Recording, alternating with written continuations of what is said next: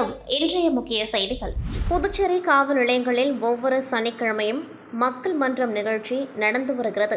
நேற்று காலாப்பட்டு காவல் நிலையத்தில் நடந்த மக்கள் மன்றத்தில் டிஐஜி சத்யசுந்தரம் பங்கேற்று பொதுமக்கள் கொடுத்த புகார் மனுக்கள் மீது நடவடிக்கை எடுத்தார். அதேபோன்று மேட்டுப்பாளையம் காவல் நிலையத்தில் சீனியர் எஸ்பி கலைவாணன், சைபர் காவல் நிலையத்தில் எஸ்பி ராகு, போக்குவரத்து காவல் நிலையங்களில் சீனியர் எஸ்பி திவ்யா, எஸ்பிக்கள் ரச்சனா சிங், பக்தவச்சலம் புகார் மனுக்கள் மீது நடவடிக்கை எடுத்தனர்.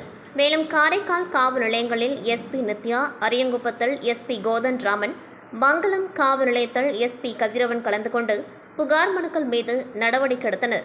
காவல் நிலையங்களில் நடந்த மக்கள் மன்றத்தில் 38 பெண்கள் உட்பட 191 பேர் பங்கேற்றனர். பொதுமக்களிடமிருந்து பெறப்பட்ட 58 புகார் மனுக்களில் 37 மனுக்கள் மீது நடவடிக்கை எடுத்து தீர்வு காணப்பட்டது. புதுச்சேரி தென்னஞ்சாலையை சேர்ந்த நபர் பல ஆண்டுகளுக்கு முன் தனியார் நிறுவனத்தில் இன்சூரன்ஸ் எடுத்து பின் பிரீமியர் கட்டுவதை நிறுத்தியுள்ளார். சமீபத்தில் அவரை போனில் தொடர்பு கொண்ட மர்ம நபர்கள் பாலிசி கணக்கை முடித்து வைப்பதாக கூறி பணம் கேட்டனர். இதை நம்பிய அவர் 2,43,000 ரூபாயை செலுத்தினார். ஆனால் அந்த கும்பல் மேலும் பணம் கேட்டு மிரட்டியதால் தான் ஏமாற்றப்பட்டதை உணர்ந்த அவர் சைபர் கிரைம் போலீசில் புகார் அளித்தார். இதேபோன்று முதலியார்பேட்டையை சேர்ந்த நபரிடம் 80,000, தென்னஞ்சாலையை சேர்ந்த நபரிடம் 32,000, புதுச்சேரியை சேர்ந்த பெண் 29,000, வில்லியனூரை சேர்ந்த பெண்ணிடம் 22,000 என 5 பேரிடம் மொத்தம் 4,06,000 ரூபாயை ஆன்லைன் மோசடியில் இழந்துள்ளனர். இதுகுறித்த புகாரின் பேரில் சைபர் கிரைம் போலீசார் வழக்கு பதிந்து விசாரித்து வருகின்றனர். புதுச்சேரி காவல்துறை மற்றும் அரசு பொது மருத்துவமனை இணைந்து இரத்த தான முகாம் காவலர் சமுதாய கூடத்தில் நடைபெற்றது. இதில் தலைமை விருந்தினராக முதுநிலை காவல் கண்காணிப்பாளர் ராஜேந்தர் குமார் கலந்து கொண்டு இரத்த தானம் செய்த காவல் அதிகாரிகளுக்கு பாராட்டு சான்றிதழ் வழங்கினார். இந்த நிகழ்ச்சியை காவலர் பயிற்சி பள்ளி முதல்வரும் கண்காணிப்பாளருமான ரங்கநாதன் மற்றும் அரசு பொது மருத்துவமனை தலைமை மருத்துவ அதிகாரி டயானா ஷர்மிளா ஆகியோர் ஒருங்கிணைத்தனர். இந்நிகழ்ச்சியில் தன்னார்வ இரத்த தானத்தின் முக்கியத்துவம் மற்றும் போதுமான இரத்த களஞ்சியத்தை பராமரிக்க வேண்டிய அவசியம் குறித்து விளக்கப்பட்டது. தொடர்ந்து இதில் கலந்து கொண்டவர்களை வழிநடத்தி வழக்கமான இரத்த தானியங்களாக மாற ஊக்குவித்தனர். இதில் 55 காவல் அதிகாரிகள், பயிற்சியாளர்கள் மற்றும் பணியாளர்கள் இரத்த தானம் செய்தனர். ஈரான் இஸ்ரேல் இடையேயான போர் பதற்றம் காரணமாக சர்வதேச சந்தையில் கச்சா எண்ணெய் விலை தொடர்ந்து உயர்ந்து வருகிறது. இதன் எதிரொலியாக கடந்த 16ஆம் தேதி மத்திய அரசு நாடு முழுவதும் பெட்ரோல், டீசல் விலையை உயர்த்தியது. தொடர்ந்து கடந்த 2 நாட்களாக புதுச்சேரியில் பெட்ரோல் விலை ரூபாய் 100க்கு விற்பனை செய்யப்பட்டு வருகின்றது. இந்நிலையில் புதுச்சேரியில் நேற்று முன்தினம் நள்ளிரவு 12 மணி முதல் எரிபொருளின் விலை உயர்ந்துள்ளது. அதன்படி 1 லிட்டர் பெட்ரோல் ரூபாய் 0.87 உயர்ந்து ரூபாய் 101.11க்கும், டீசல் ரூபாய் 0.89 உயர்ந்து ரூபாய் 91.28க்கும் விற்பனை செய்யப்பட்டு வருகின்றது. தொடர்ந்து பெட்ரோல் ரூபாய் 100க்கு மேல் இருப்பதால் அத்தியாவசிய பொருட்களின் போக்குவரத்து செலவும் உயரும் அபாயம் ஏற்பட்டுள்ளது. இதனால் அடுத்தடுத்த நாட்களில் அவற்றின் விலைவாசியும் உயர்வு ஏற்படுமோ என்ற அச்சம் பொதுமக்கள் மத்தியில் எழுந்துள்ளது. காரைக்காலை அடுத்த வடமரைக்காடு பகுதியில் அமைந்துள்ளது பழமை வாய்ந்த ஸ்ரீ வீர மாகாளியம்மன் ஆலயம். இவ்வாலயத்தில் ஆண்டுதோறும் வைகாசி மாதத்தில் மகோற்சவ பெருவிழா நடைபெறுவது வழக்கம். இந்த ஆண்டு மகோற்சவ பெருவிழா கடந்த 16ஆம் தேதி பந்தக்கால் முகூர்த்தத்துடன் தொடங்கியது. தொடர்ந்து அம்மனுக்கு சிறப்பு அபிஷேக ஆராதனை நடைபெற்று வந்தது. விழாவின் முக்கிய நிகழ்ச்சி நாளான இன்று திரவிய பொடி, மஞ்சள், பால், தயிர் உள்ளிட்ட பல்வேறு திரவியங்களால் ஸ்ரீ வீர மாகாளியம்மனுக்கு சிறப்பு அபிஷேகம் நடைபெற்றது. முன்னதாக பக்தர்கள் பால்குடம் எடுத்து ஆலயத்தை வலம் வந்து அம்மனுக்கு பாலாபிஷேகம் செய்தனர். அதனைத் தொடர்ந்து பல வண்ண மலர்களால் அலங்கரிக்கப்பட்டு அம்பாள் பக்தர்களுக்கு காட்சியளித்தார். அப்பொழுது அம்மனுக்கு மகா தீப ஆராதனை காண்பிக்கப்பட்டது. பால்குட அபிஷேக நிகழ்ச்சியில் ஏராளமான பக்தர்கள் கலந்து கொண்டு அம்மனை வழிபாடு செய்தனர்.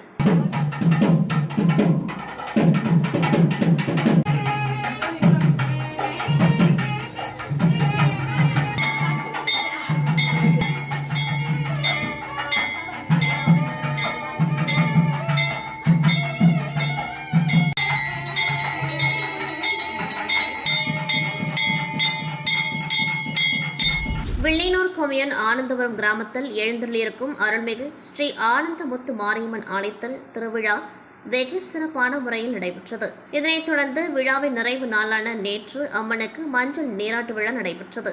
இதில் புதுச்சேரி முதல்வர் ரங்கசாமி கலந்து கொண்டு சுவாமி தரிசனம் செய்தார். தொடர்ந்து சுவாமி தரிசனம் செய்த முதல்வர் ரங்கசாமிக்கு முதல் பரிவட்டம் கட்டி மாலை அணிவித்து பொன்னாடை போர்த்தி மரியாதை செய்யப்பட்டது. இதில் ஊர் பொதுமக்கள், இளைஞர்கள், கோவில் நிர்வாகிகள் ஏராளமானோர் கலந்து கொண்டு முதல்வருக்கு மரியாதை செய்தனர். மேலும் புதிதாக பொறுப்பேற்றுள்ள கோவில் நிர்வாகிகள் முதல்வரிடம் ஆசி பெற்றனர்.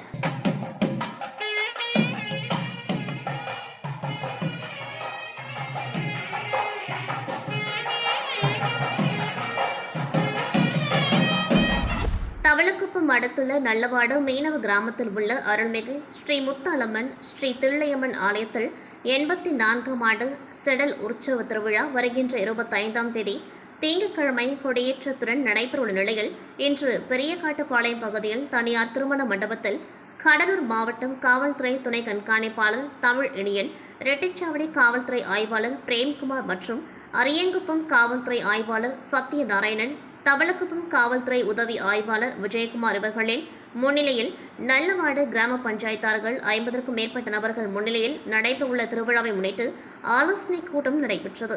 நல்லவாடு மீனவ கிராமத்தில் பிரச்சினைகள் ஏற்படும் விதமாக நடந்து கொள்ளும் நபர்கள் மீது வழக்கு பதிவு செய்யப்படும் என்றும், கோவில் திருவிழா என்பது அனைவருக்கும் பொதுவான ஒன்று, அதனை எந்த ஒரு பிரச்சனையும் இல்லாமல் திருவிழாவை நடத்தி முடிக்க வேண்டுமென போலீசார் தெரிவித்தனர். மரக்காணம் நடக்குப்பம் அடுத்த வள்ளிப்பாளையம் பகுதியைச் சேர்ந்தவர் முதியவர் கண்ணியப்பன். இவர் ஆசாரி வேலை செய்து வருகிறார். சில சமயங்களில் அவர் வைத்திருக்கும் கால்நடைகளை பராமரித்து வருகின்றார். இந்நிலையில் சம்பவத்தன்று அதே பகுதியைச் சேர்ந்த 5ஆம் வகுப்பு படிக்கும் 11 வயது சிறுமியை அழைத்து அருகில் உள்ள கடையில் வடை வாங்கி வர சொல்லியிருக்கிறார். அந்த சிறுமியும் வாங்கி வந்துள்ளார். பின்னர் அந்த சிறுமிக்கு வடை கொடுத்து அருகில் அமர வைத்து முதியவர் சிறுமியிடம் பாலியல் அத்துமீறலில் ஈடுபட்டதாக கூறப்படுகிறது. வீட்டுக்கு வந்த சிறுமி நடந்ததை தனது தாயிடம் கூறிய நிலையில் அவரது தாய் அளித்த புகாரின் பேரில் கோட்டக்குப்பம் அனைத்து மகளிர் போலீசார் விசாரணை செய்து கண்ணியப்பனை கைது செய்து அவரிடம் விசாரணை நடத்தி வருகின்றனர்.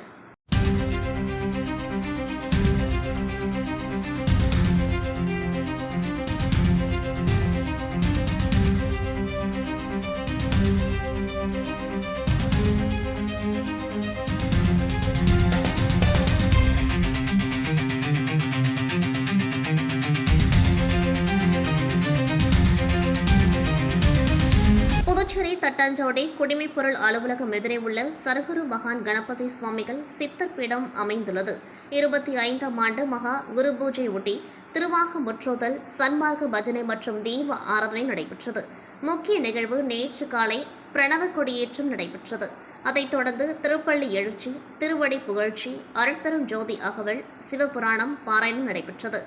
தொடர்ந்து மகா யாகசாலை திருமுறை அடுத்து மதியம் மகா தீப ஆராதனையில் பக்தர்கள் கலந்து கொண்டு தரிசனம் செய்தனர்.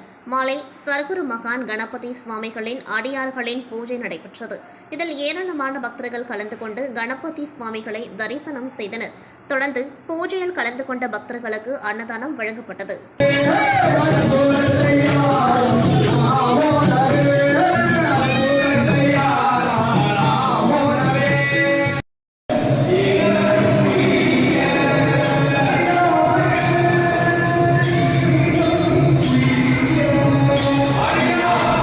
புதுச்சேரி படைப்பாளர் இயக்கம் சார்பில் மாபெரும் இசை பாடல் போட்டி புதுச்சேரி தமிழ்ச்சங்க வளாகத்தில் நடைபெற்றது. விழாவிற்கு நிகழ்ச்சி பொறுப்பாளர் வெற்றி வேந்தன் மற்றும் ஸ்ரீதேவி கிருஷ்ணசாமி, அருண் லட்சுமி மற்றும் நிகழ்ச்சி ஒருங்கிணைப்பை படைப்பாளர் ஏசு ரோனி, வரவேற்புரையை ஆனந்த் மற்றும் தலைமை உரையை புதுச்சேரி படைப்பாளர் இயக்க பொருளாளர் ராஜா ரூசோ ஆகியோர் ஆற்றினார்கள். விழாவிற்கான முன்னிலையை களியபெருமாள் மற்றும் வாழ்த்துறையை சுந்தர சந்திரகுமாரன் மற்றும் நன்றி உரையை படைப்பாளர் கார்த்திகேயன், மோகன்ராஜ் மற்றும் இசைக்குழுவினர் ஆற்றினர். இதில் 10 முதல் 60 வயதிற்கு மேல் இசை மற்றும் பாடல் போட்டி நடைபெற்றது. இதில் ஏராளமானோர் கலந்து கொண்டு இசை பாடல் போட்டியில் தங்களது திறமைகளை வெளிப்படுத்தினார்கள். இதில் வெற்றி பெற்றவர்களுக்கு பரிசுகள் மற்றும் சான்றிதழ்கள் வழங்கி கௌரவிக்கப்பட்டனர். போட்டிக்கான நடுவர்களாக கலைமாமணி, செல்லப்பா, ஜெக சண்முகம், சம்பண்ணா, சுபா, ஆனந்தி, சுகந்தி, மகாலட்சுமி ஆகியோர் நடுவராக இருந்து வெற்றி பெற்ற போட்டியாளர்களை தேர்ந்தெடுத்தனர். மேலும் குரலரங்க போட்டிக்கு முதன்மை பொறுப்பாளராக ஆதி சரவணன், முனைவர் இலங்கேஸ்வரன் ஆகியோர் பொறுப்பு வகித்தனர். இதில் திரளானோர் கலந்து கொண்டு தங்களது திறமைகளை வெளிப்படுத்தினர். சகாபா சிரமம் கிளப் மற்றும் Blue Whale Martial Arts Club, Universal Excellence Organisation and Noble World Record இணைந்து நடத்திய தமிழர் கலைகளின் சங்கமம் நிகழ்ச்சி புதுச்சேரி லாஸ்பிட்டல் உள் விளையாட்டு அரங்கில் நடைபெற்றது. இதில் புதுச்சேரி மற்றும் தமிழகம் உள்ளிட்ட பல்வேறு மாநிலங்களில் இருந்து நமது பாரம்பரிய தமிழர் கலையான சிலம்பம் உள்ளிட்ட பாரம்பரிய தற்காப்பு கலைகளை நம் கண் முன்னே நிகழ்த்தி காட்டினர். மேலும் இதில் சிறப்பம்சமாக விழாவின் தொடக்கத்தில் புதுச்சேரி மற்றும் தமிழகத்தில் உள்ள பல்வேறு சிலம்பம் உள்ளிட்ட தமிழர் பாரம்பரிய கலைகளின் பயிற்சியாளர்கள் தங்களது திறமைகளை அசாத்தியமாக வெளிப்படுத்தியது ஆச்சரியத்தை ஏற்படுத்தியது. மேலும் இஸ்லாமிய வீராங்கனை பெண் ஒருவர் தங்களது மார்க்கத்தின் முக்கிய அங்கமான பர்தாவை அணிந்து கொண்டு சிலம்பம் சுற்றி அங்கிருந்தவர்களை ஆச்சரியப்படுத்தினார். விழாவிற்கான ஏற்பாடுகளை சாஹிபா சிலம்பம் தலைமை பயிற்சியாளர் அகமது ஜாகிர் மற்றும் ப்ளூவால் மார்ஷியல் ஆர்ட் ஃபவுண்டர் மற்றும் தலைமை பயிற்சியாளர்கள் அகமது உசேன், கவுஸ் சுல்தான் மற்றும் நிரூபன் சக்கரவர்த்தி, மாஸ்டர் அப்துல் ரஹீம் மைதீன் தஸ்தகீர், முகமது அசின், முகமது பசில்ஸ், மாஸ்டர் வினோத் மற்றும் சிலம்பம் நண்பர்கள் ஜனா, குணா, பார்த்திபன், விக்னேஸ்வரன், விக்ரம் உள்ளிட்ட பல்வேறு தமிழ் பாரம்பரிய பயிற்சியாளர்கள் கலந்து கொண்டார்கள். விழாவில் சிறப்பு விருந்தினராக முன்னாள் தலைமை செயலர் சுந்தர முருகன் மற்றும் கலை பண்பாட்டுத்துறை கண்காணிப்பாளர் முகமது கலீஃபா, விடுதலை சிறுத்தைகள் கட்சி துணை செயலாளர் பாவாணன், புதுச்சேரி வேதபுரி லயன்ஸ் கிளப் தலைவர் தணிகாச்சலம், காவல்துறை உதவி ஆய்வாளர் Maulana Sahib Yatra, Art and Culture Foundation நிறுவன இயக்குனர் யாத்ரா ஸ்ரீனிவாசன், தேசிய மக்கள் முன்னணி நிறுவனர் Swaminathan, Blue Whale Martial Arts Club Syed Zakir Hussain, SDPA தலைவர் அப்துல்லா, முதலியார்பேட்டை வளர்ச்சி இயக்க கணபதி, தலித் மக்கள் பாதுகாப்பு இயக்க தலைவர் பிரகாஷ் ராஜா மற்றும் பொது செயலாளர் செல்வகுமார் உள்ளிட்ட ஏராளமான சமூக அமைப்பை சார்ந்த நிர்வாகிகள் கலந்து கொண்டார்கள். இதில் புதுச்சேரி மற்றும் தமிழகத்தை சார்ந்த பல்வேறு தமிழர் பாரம்பரிய விளையாட்டு வீரர்கள் கலந்து கொண்டு தங்களது திறமைகளை வெளிப்படுத்தி பார்வையாளர்களை வெகுவாக கவர்ந்தனர். வெற்றி பெற்றவர்களுக்கு முதல்வர் ரங்கசாமி பரிசுகளையும் சான்றிதழ்களையும் வழங்கி வாழ்த்தினார். புதுச்சேரியில் ஓய்வு பெற்ற காவல் அதிகாரிகள் நலசங்கத்தின் 8ஆம் ஆண்டு பொதுக்குழு கூட்டம் வெங்கட நகர் பகுதியில் உள்ள தமிழ்ச்சங்க வளாகத்தில் நடைபெற்றது. விழாவிற்கு சங்கத்தின் துணைத் தலைவர் ஓய்வு பெற்ற ஆய்வாளர் குருமூர்த்தி தலைமை தாங்கினார். சங்க துணை செயலாளர் ஓய்வு பெற்ற ஆய்வாளர் சுந்தர் முன்னிலை வகித்தார். அதனைத் தொடர்ந்து திருவள்ளுவர் சிலைக்கு மாலை அணிவித்து விழா துவங்கியது. இதில் 75வது பிறந்தநாள் விழா காணும் சங்கத்தின் தலைவரும் ஓய்வு பெற்ற உதவி ஆய்வாளருமான துளசிங்கத்திற்கு சங்க நிர்வாகிகள் மற்றும் உறுப்பினர்கள் சால்வை அணிவித்தும் பூங்குத்து கொடுத்தும் வாழ்த்து தெரிவித்தனர். அதனைத் தொடர்ந்து உயிர்நீத்த காவல்துறை அதிகாரிகளுக்கு மௌன அஞ்சலி செலுத்தப்பட்டது. இதில் சங்கத்தின் செயல்பாடுகள் குறித்து சங்க பொதுச் செயலாளர் டாக்டர் இளங்கோவன் விரிவான விளக்கம் அளித்தார். விழாவில் முன்னாள் டிஐஜி டாக்டர் சந்திரன், ஓய்வு பெற்ற காவல்துறை கண்காணிப்பாளர்கள் சண்முக சுந்தரம், வெங்கடாச்சலம், கருப்பையா, இருதயராஜ், மோகன்ராஜ், குப்புசாமி, ராஜராஜேஸ்வரி, குணசேகரன், சண்முகம், முருகேசன், ரவிக்குமார் ஆகியோர் கலந்து கொண்டு சிறப்புரையாற்றினர். நன்றி உரை சங்க பொருளாளர் ஓய்வு பெற்ற துணை உதவி ஆய்வாளர் குப்புசாமி மற்றும் சங்க பொருளாளர் ஓய்வு பெற்ற உதவி ஆய்வாளர் நடேசன் ஆகியோர் ஆற்றினர். இதில் ஏராளமான ஓய்வு பெற்ற காவல் அதிகாரிகள் கலந்து கொண்டார்கள். கடலூர் மாவட்டம் திட்டக்குடி வட்டம் பாளையம் கிராமத்தை சேர்ந்த பொதுமக்கள் தமிழ் பேரரசு கட்சியின் பொதுச் செயலாளர் கௌதமன் தலைமையில் கடலூர் மாவட்ட ஆட்சியரை சந்தித்து மனு அளித்தனர். அம்மனுவில் கூறியிருப்பதாவது: எங்களுடைய ஊரின் மைய பகுதியில் நெடுஞ்சாலை செல்வதால் வேற்றுமனைகள் பட்டாக்கள் உள்ளது. ஆகையால் இச்சாலை குறுகியதாக உள்ளதால் அடிக்கடி விபத்துகள் ஏற்படும் சூழல் உள்ளது என்றும், மேலும் எங்கள் ஊர் மாரியம்மன் கோவில் சாலையின் அருகே அமைந்துள்ளதால் இடவசதி இல்லை. எங்கள் ஊரின் தெற்கு வடக்காக ஏரி உள்ளது. ஆகையால் ஏரியின் நடுவில் தேசிய நெடுஞ்சாலை விரிவாக்கம் செய்யும்படி ஊரின் அருகாமையில் உள்ள பொது பாதையை ஏரி வழியாக செல்ல இடத்தை சமன் செய்துள்ளோம். ஆகையால் இப்பாதையை ஒரு வழி பாதையாக மாற்றியமைக்க வேண்டுமென்று மாவட்ட ஆட்சியரிடம் கோரிக்கை மனு அளித்தனர். அனைவருக்கும் வணக்கம். எந்த ஒரு மனிதனாக இருந்தாலும் தன்னுடைய வீடு, தன்னுடைய ஊர், தன்னுடைய நாடு இது மேலே ஒரு அளவற்ற பாசம் வச்சிருக்கிறது போல இந்தியாவையும் தாண்டி என் ஈழ இனத்துக்காக ஐநா சபை வரைக்கும் ஓடி போராடி பேசினேன்னா, இன்றைக்கி நான் பிறந்த கடலூர் மாவட்டம் திட்டக்குடி வட்டம் ஆக்கனூர் பாளையம்ங்கிற என்னுடைய கிராமத்தில் 4 வழிச்சாலை வருவதை அறிந்து, அந்த 4 வழிச்சாலை 200க்கும் மேற்பட்ட எங்களுடைய ஊர் அந்த சாலையில் கிட்டத்தட்ட 20க்கும் மேற்பட்ட வீடுகளுடைய முகப்பு, திண்ணை, வாசல் இதெல்லாம் அடிபடுற நிலையில் மரியாதைக்குரிய கடலூர் மாவட்ட ஆட்சியர் அவர்களை சந்தித்து ஒரு வழிப்பாதையாக ஏற்கனவே இருக்கிற சாலை இருக்கட்டும், எங்கள் ஊர் பின்புறமாக இன்னொரு புறவழிச்சாலையை உருவாக்குங்க. இத்துடன் செய்திகள் நிறைவடைகின்றது. நன்றி, வணக்கம்.